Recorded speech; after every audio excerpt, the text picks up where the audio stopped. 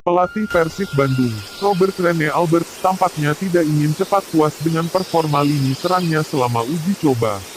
Meski meraih beberapa kemenangan telak, ia masih fokus untuk memantapkan penyelesaian akhir pada sesi latihan.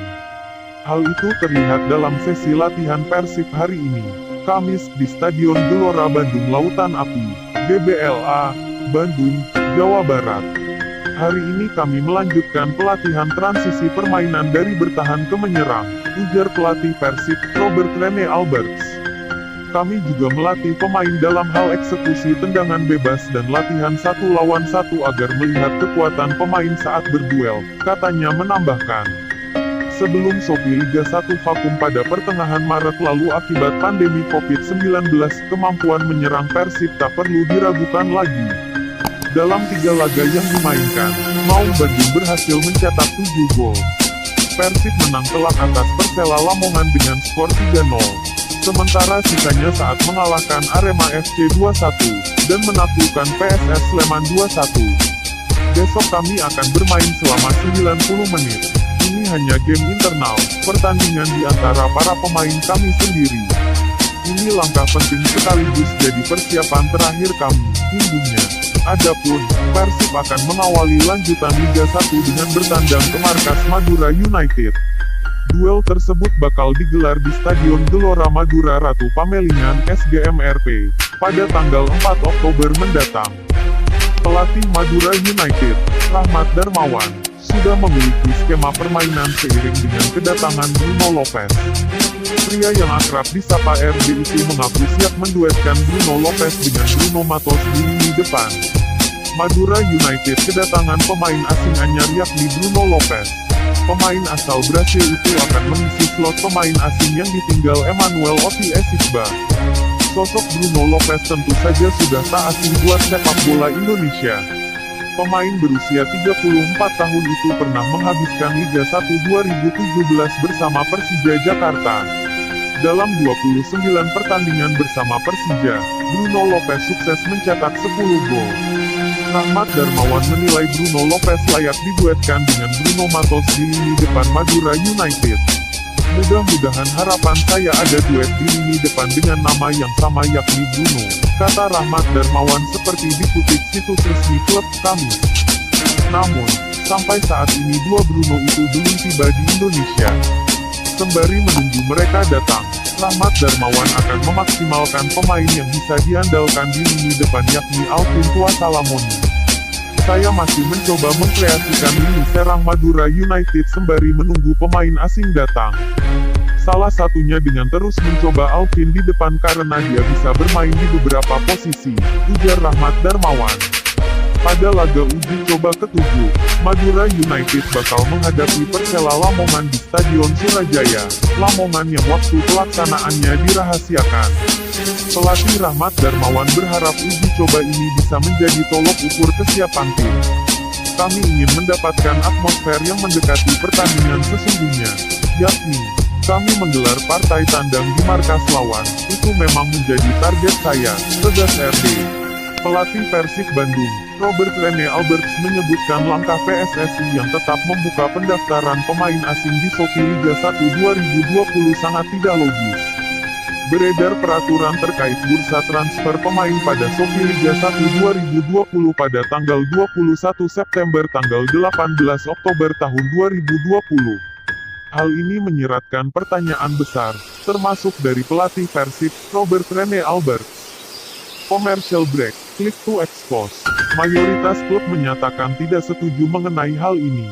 Dan dengan tetap dibukanya transfer window jelang Sopi Liga 1 bergulir, kata Robert, itu menandakan telah menjadi skandal yang terang-terangan. Dari informasi yang saya dapat, ada 3 klub yang mencoba mengorganisir transfer window Eropa, dan 3 tim ini adalah tim yang mendapat pemain Brasil yang mana semua sudah tahu tentang mereka, tegas Robert, Rabu usai memimpin sesi latihan di Stadion GBLA, Bandung. Dalam manajer meeting antara PT LIB dan 18 klub di Bandung, Senin, kata Robert, sudah jelas melalui voting ada 8 klub yang tidak setuju adanya penambahan pemain asing, 7 memilih setuju, dan 3 tim netral. Ketika suara terbanyak memenangkan voting, maka seharusnya tidak ada transfer window sebelum restart 31/2020. Itu logis dan masuk akal karena itulah demokrasi dan harus diterima oleh siapapun, tegas Robert. Kalau sekarang keputusannya seperti ini, kenapa harus ada voting? Kenapa tetap mengirim surat ke FIFA bahwa akan ada transfer window di Indonesia? Itu menyisakan banyak pertanyaan soal sepak bola Indonesia, tambah Robert. Dan ketika musim baru dimulai, yang belum tahu kapan dimulainya tahun depan, akan ada transfer window lagi. Awal musim, lanjut ex-pelatih PSM Makassar itu. Dalam kata lain, dalam kurun waktu 3 bulan dari sekarang akan ada 2 transfer window di sepak bola Indonesia dan itu sangat tidak logis, ketus Robert. Evan Dimas merupakan pemain yang mengalami perkembangan karir sepak yang luar biasa dalam 7 tahun belakangan. Ia menjadi seorang gelandang terbaik yang dimiliki timnas Indonesia. Bicara konsistensi karir yang dijalaninya di lapangan hijau, Evan Dimas buka rahasia, di mana sosok sang ibu, Ana Darmono, menjadi kunci penting dalam perjalanan kariernya. Hal tersebut diungkapkan oleh Evan Dimas dalam channel YouTube Jigram milik pemain Bayangkara FC, Dendi Sulistiawan. Berbincang bersama Dendi dan Armin Suhaedin, yang merupakan masur timnas Indonesia, Evan Dimas mendapatkan pertanyaan mengenai resep menjaga konsistensi dalam kariernya di lapangan hijau, baik di klub maupun di tim nasional. Resepnya adalah menyenangkan orang tua, menyenangkan ayah dan ibu, terutama ibu. Doa ibu adalah yang membuat saya selalu bisa konsisten, ujar Evan Dimas. Mendengar ungkapan dari gelandang Persija Jakarta itu, Armin Suhaedin langsung teringat bagaimana dirinya melihat betapa cinta Evan Dimas kepada sang ibu ketika hari resepsi pernikahan yang bertepatan dengan hari ulang tahun Evan. Ketika Evan menikah, saya tertarik dengan satu momen. Saya melihat bagaimana konsistensi dia itu memang berasal dari ridho orang tua. Ketika itu, bertepatan dengan ulang tahun Evan juga, dia ditanya sama MC-nya, "Mas Evan, kue pertama mau dikasih ke siapa?" Dan di depannya ada istrinya, tapi dia memilih memanggil ibunya, ungkap Armin. Saya merinding mendengarnya, jujur saya tidak mengada-ada. Artinya walau ada sang istri di situ, Evan Dimas tetap mengutamakan orang tua, lanjut masur timnas Indonesia itu. Ibu itu ibarat malaikat bagi saya dalam kehidupan ini. Ibaratnya juga surga bagi saya. Selagi ibu saya masih ada, saya harus selalu menyenangkan dia, ujar Evan Dimas. Selain itu, Evan Dimas juga tidak ragu untuk mengingatkan para pesepak bola muda yang menjadikan dirinya sebagai idola atau panutan. Ia menegaskan bahwa restu orang tua adalah yang terpenting dalam karir selain berusaha dan berlatih di lapangan. Jangan cepat puas dengan prestasi yang sudah diraih. Tetap patuh kepada orang tua. Muliakan orang tua, terutama ibumu. Jangan lupa banyak-banyak berdoa kepada Allah, pesannya. Zulfiandi, gelandang bertahan yang dalam beberapa tahun terakhir menjadi langganan timnas Indonesia, merupakan sosok seorang pemain yang berbeda di kancah sepak bola Indonesia. Gelandang bertahan Madura United ini punya gaya bermain yang berbeda dari sejumlah gelandang bertahan kawakan di Indonesia yang biasa bermain keras. Zulfiandi justru kerap terlihat bermain simpel. Permainan simpel yang dilakukan Zulfiandi adalah bagaimana ia tidak pernah terlalu lama menguasai bola. Mantan pemain Sriwijaya FC itu kerap memilih untuk mengatur ritme permainan dengan mengalirkan bola dari kaki ke kaki dengan dirinya sebagai sentral permainan. Tak hanya itu, Zulfiandi kerap mampu memutus serangan lawan dengan baik. Namun, ia tidak pernah bermain keras dan cenderung ketika bola sudah diraihnya, Zulfiandi memutuskan untuk langsung mengalirkannya kepada rekan-rekan setimnya. Mengenai gaya permainannya tersebut, Zulfiandi mengaku terinspirasi dari beberapa pemain yang sudah disaksikannya sejak masih kecil. Ia lebih senang bermain simpel seperti sejumlah pemain yang memang menginspirasinya itu. Sejak kecil saya suka nonton sepak bola, mengidolakan pemain, sampai berpikir bagaimana pemain itu bisa bermain dengan satu atau dua sentuhan dengan baik. Saya jadi terinspirasi, cerita Zulfiandi dalam channel YouTube Ihsan Maulana.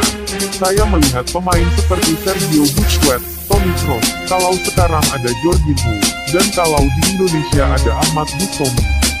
Melihat mereka bermain sepak bola yang simpel, tidak banyak membawa bola, hanya satu sentuhan dan kemudian memberikan passing, saya menyukainya, lanjut Zulfiandi. Zulfiandi mengakui memang jarang ada pemain dengan posisi gelandang bertahan yang bermain simpel di Indonesia.